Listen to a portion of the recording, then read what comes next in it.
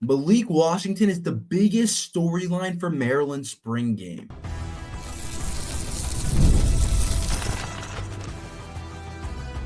You are Locked On Terps, your daily podcast on the Maryland Terps, part of the Locked On Podcast Network, your team every day. What's up, everyone? I'm Tre Moore, host of Locked On Terps, part of the Locked On Podcast Network, your team every day. So thank you guys for making us part of your day. And today's episode is brought to you by FanDuel. Right now, new customers can get $250 in bonus bets when your first $5 bet wins. Malik Washington, to me, is the biggest storyline for Maryland football spring game.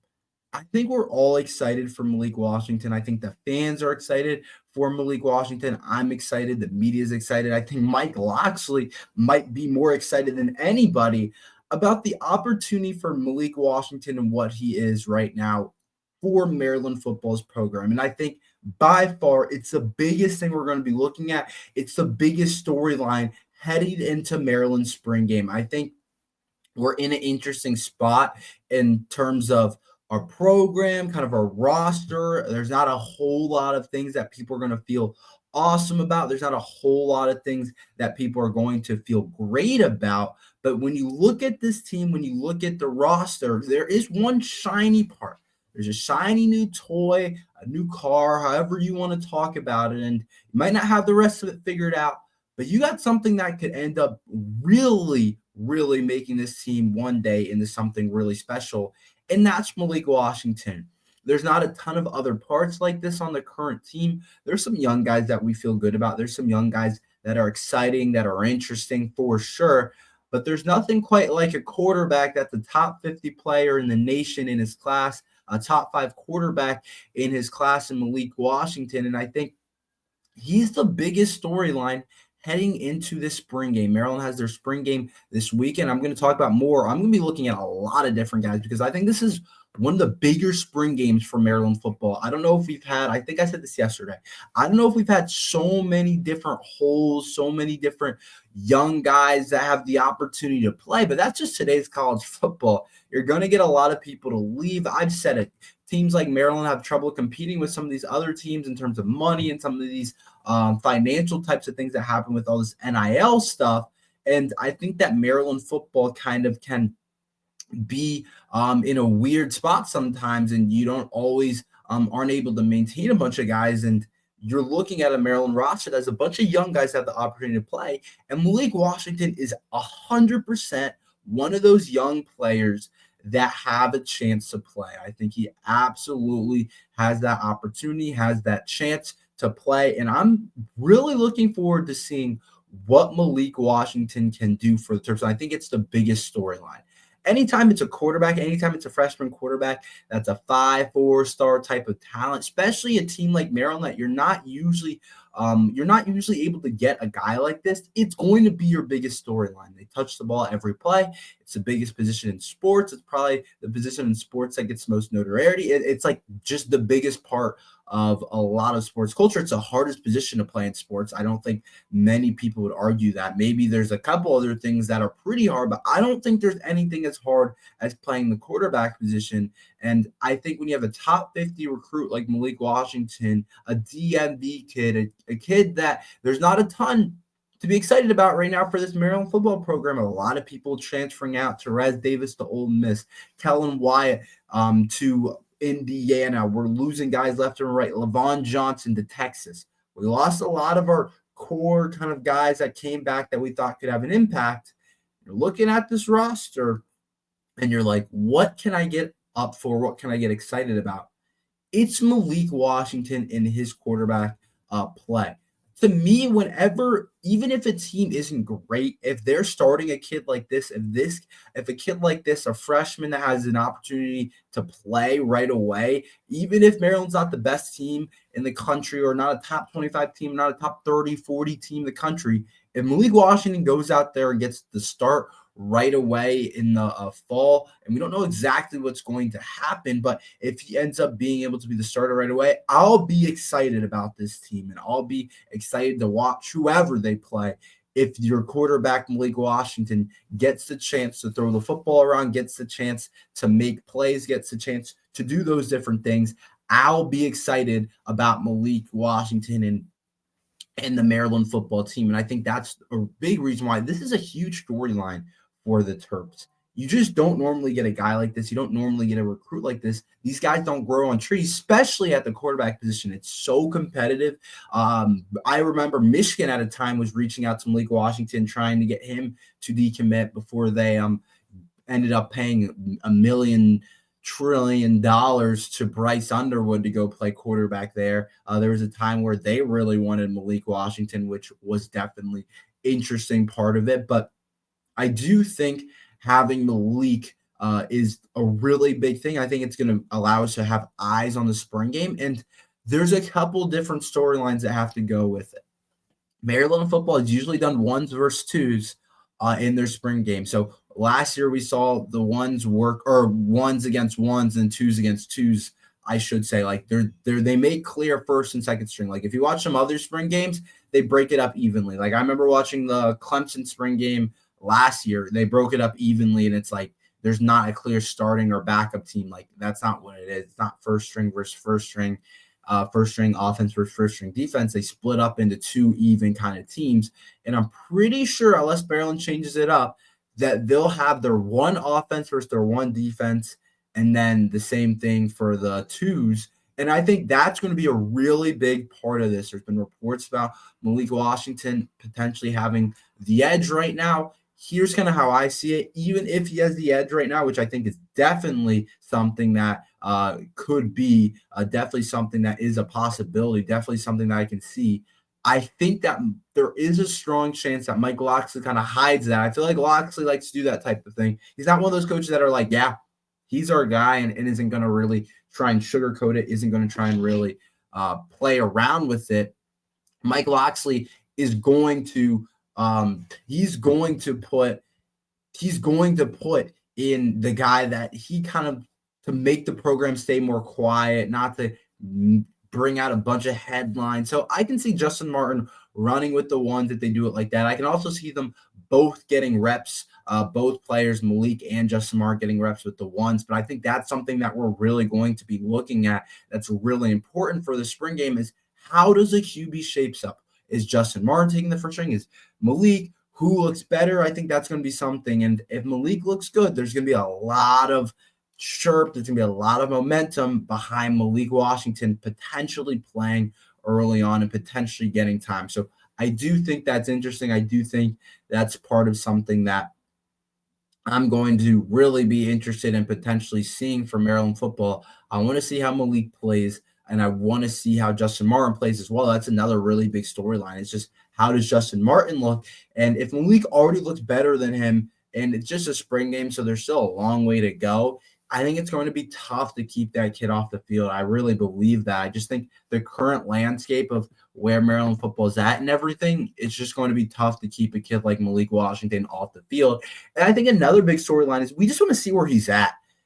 Does he process the offense well? That's going to be a really big part of it. New OC, new offensive kind of plays, I'm assuming, with a new kind of a new type of dynamic in the offensive side of the ball. I want to see, how does Malik Washington, how has he adjusted? Has he learned? Is he up to pace? Like, is he ready to play college football, or does he look like he still needs time? We know the traits. We know the arm. We know some of the athleticism. We know the running ability. We know some of those things are there, but I want to see, are some of those other things there for Malik Washington? Like, how's he running the ball? How's he doing some of these different things? How's he checking down? How's he making sure Maryland's in the right protection? All those different things that go into quarterback play. We don't expect it to look perfect, but I want to see how far along is Malik Washington. Like, is he in a legit place where it looks like, okay, that guy's probably going to be our day one starter, or is it going to be a place where, like, oh, there's still a lot of time to go, but Justin Martin might have to start the first 5-6 games, and Malik will get in there eventually. I'll say this, and I'll make an episode about this another day. I don't think there's any way we go the full year without playing Malik Washington. I just don't see it. Unless Justin Martin's playing like the best quarterback in the Big Ten, I really doubt we go the full year without seeing Malik Washington. I just don't see it. I can't really see that happening. And you got to be careful. I'm telling you these days, the portal is a thing. Guys will leave. Guys will go to other places. And at the quarterback spot, the money starts to become large. You can't play around with not trying to play Malik or doing these different things. I think you have to play him pretty early, if not right away. But to me, the quarterback room is the biggest storyline, particularly Malik Washington. I'm going to be looking at that. I really want to see how he has come along. I want to see how he connects with his receivers as well. I think this receiver room for Maryland football is a little bit shaky. We don't know who's going to be the guy. Does he really like one receiver? Does he throw to one guy a lot? I think that's going to be interesting. So those are the couple things I'm going to be looking at. And also, how much does he use his legs? I think in the spring game, you kind of rather your quarterback sit back there, make reads, and then the actual games, you want to incorporate the legs more. But guys will run in the spring game, so I do want to see that too. So I want to see his legs. I want to see how he connects with the receivers, and I want to see how the reps get split up. I think that's a part of this that is going to be a really big part, is who's running with the first string. Do they both do? Like, what's the kind of deal with that?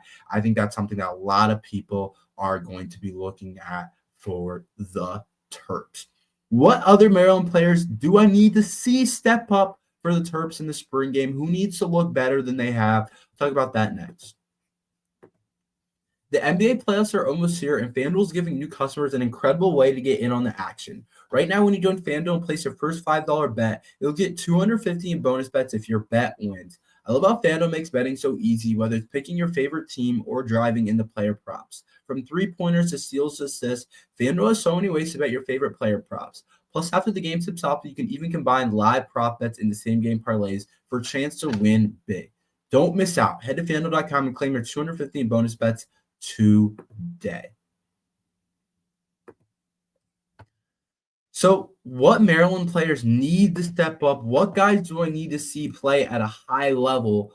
Because like I've talked about, there's a lot of unknowns on this Maryland roster. So I think the spring game is a really good chance for a lot of different guys on the Maryland roster to potentially step up, to potentially look a little bit better than they have, to put some good things on film, to put some good things on the field. I really want to see kind of how this shapes up for the Maryland roster, how different guys play. I think that's an important part of this that I'm going to really be looking at. So here's a couple things that a couple guys that I really want to step up. Nolan Ray, I thought showed flashes of being excellent last year. Also was really inconsistent. I thought some games he looked really good. We know he has the speed. We know he has the burst. Really, honestly, is more burst and speed and raw kind of traits than I thought Roman Hemby did, honestly. Roman Hemby was more experienced, played more.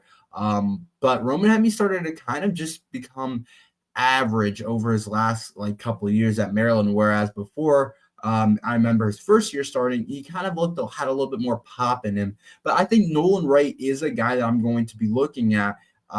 He needs to step up for us. You're going to be our number one back this year. We're going to have a quarterback that hasn't played much. We're going to need some production from that run game. I know we have other guys like Williams and Josiah McLaurin, and we have the freshman Iverson Howard. We have some guys for sure. But I think Nolan Ray is going to be a really interesting part of that running back room. And he's the lead back, and he's the guy that's coming in with the most experience. He doesn't have a ton of it, but he's a guy that has to step up for Maryland's run game this year. It's definitely going to be something that I look at, definitely something that I want to see from Nolan Ray, something that I want to see Nolan Ray put together for sure for the Terps. And then some of the other things that I'm going to definitely be looking at for Maryland, seeing how they play, is the receiver room. I've talked about this a little bit, but somebody's got to step up, whether it's Octavian, whether it's Caleb, whether it's Mekhi White. Somebody needs to look good. And that's part of the other point I was making with Malik Washington in the spring game. I want to see who he has a connection with, who he likes throwing the ball to, because I think that's going to tell a whole lot for Maryland's team. I want to see who do they like throwing the ball to, who can really play make right now, who's a guy that separated themselves in the offseason, because I really don't know. I really don't know who's looked good. I know last year there's a lot of reports. I guess this happens more in the summertime, but it was like Dylan Wade looks really good, and I knew to look out for Dylan Wade. I was like, Nolan Ray looks really poppy, and I knew to look out for that. There hasn't been a ton of things, so I'm still kind of figuring out this receiving room. So I want to see who steps up there. In tight end room, I like Dorian Fleming, the transfer. It'll be interesting to see him. Is Leon Houghton Jr. a potential guy that can play for us at the tight end spot? I want to see that as well. And then moving on to the defensive side of things, Neil Avery has been up and down with injuries. I assume he's going to play in the spring game. I really want to see him step up. I want to see D.D. Holmes transfer from Florida State. I want to see his kind of physique and his athleticism and how he looks. Is he a guy that we think can play for us this year? Is he a guy that we think can get a lot of time for us this year? I think that's another guy that I'm going to be looking at. And then Michael Harris may be the number one guy on the defense side of the ball that I'm going to say, you got to look better. You got to step up. That's a guy that I really want to see. So those are some of the guys I want to see step up, some of the guys I want to see compete at a little bit of a higher level. That's kind of how I see it right now for the Terps. Before we go, let's talk about the NFL draft. Maryland guys, where are they going to go? I'll give you guys my best prediction. I'll tell you guys after this. Did you know your Fire TV is also an Xbox? Turn any TV into your gaming and entertainment hub with Fire TV Stick's 4K devices. No console required. Just grab your pair of controllers, subscribe, or sign into Xbox Pass Ultimate with EA Play included, and you're ready to play. Dive into hundreds of premium titles from EA Sports College Football 25 to Call of Duty Black Ops. And as you easily stream your favorite show, it's gaming made simple, and it's all on your Fire TV. With Wi-Fi, auto-low latency mode, advanced technology, Fire TV Stick 4K delivers smoother, more responsive gameplay with lightning-fast speeds you need to stay competitive. Head to Amazon.com, says Fire TV Locked On to get started. Xbox Pass Ultimate subscription and compatible controller required. Available on select devices including Fire TV Stick 4K, Fire TV Stick 4K Max, and Fire TV Cube. So the NFL draft is here, and I want to talk about some of the guys who's going to go where for what Maryland guys. So there's a bunch of different guys that Maryland football has that are going to get drafted, and I want to talk about those guys and where I think they potentially could go in the NFL draft. So we have a couple guys. Ty Felton, I do think Ty Felton will slip into day 2. I'm going to go ahead and say that. I think he's not going to be a day 1 guy. He's not going in the first round, but I think he's a second or third round guy. I doubt teams let him go beyond that. I think he's too much of a talent. I think he's too good. I think Ty Felton's going to be a second and third round guy. So I think Ty Felton goes day 2. We'll look back at these predictions, see if I was anywhere close to right, but I think he goes second, third round, at the latest 4th round. But the season he put on for Maryland football, the 40-yard dash that he ran, like, he's too talented not to go somewhere pretty decently high in the draft, and he put it together too good of a year. Like, it was just a point where I was like, this is one of the better receiving seasons I've seen from a Maryland guy, and I think you can say that for Ty Felton. He really put together a really solid performance, and he's a guy that I think could be one of the more underrated receivers in the NFL draft, and we'll see exactly what happens with him. But I think he's a guy that a lot of scouts are going to have on their board that they like a lot if they want to get a receiver. So I do think Ty Felton's interesting. I do think he has a place in the second or third round, but we'll see exactly what happens. And then I'll move on to Caden Prather, the other receiver. I see him going 7th, 6th round. I think he's going to go in the back end. I think he's an interesting kind of prospect. I don't see him going.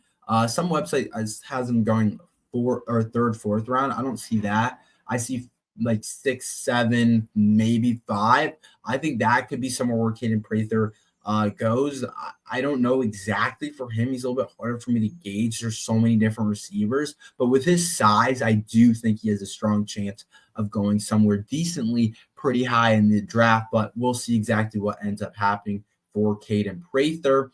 And then some of these other guys, I think Jordan Phillips could go around 4. That's what I'm going to say for Jordan Phillips. I think he go around 4. He had a really good, I think it was a really good Senior Bowl, or it was either the Senior Bowl or the Shrine Bowl. And he had a really good one. So I see him going 4th, 5th round. I definitely think he has an opportunity to be able to do that. And then Dante Trader, I think, goes 6th round.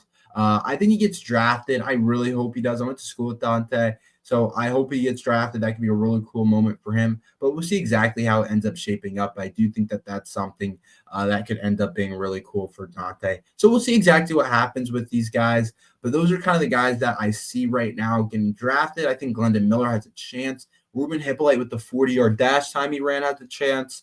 We'll see, though. Tommy King Basote, I also think has a chance, but that's kind of how I see it. But guys will get picked up in free agency and undrafted, get picked up from being undrafted free agents. So that could happen as well. But that's all we have for today. Thank you guys for listening to Locked on Terps. Make sure you guys like and subscribe. We're here every day talking Maryland football and basketball. So thank you guys for listening to Locked on Terps.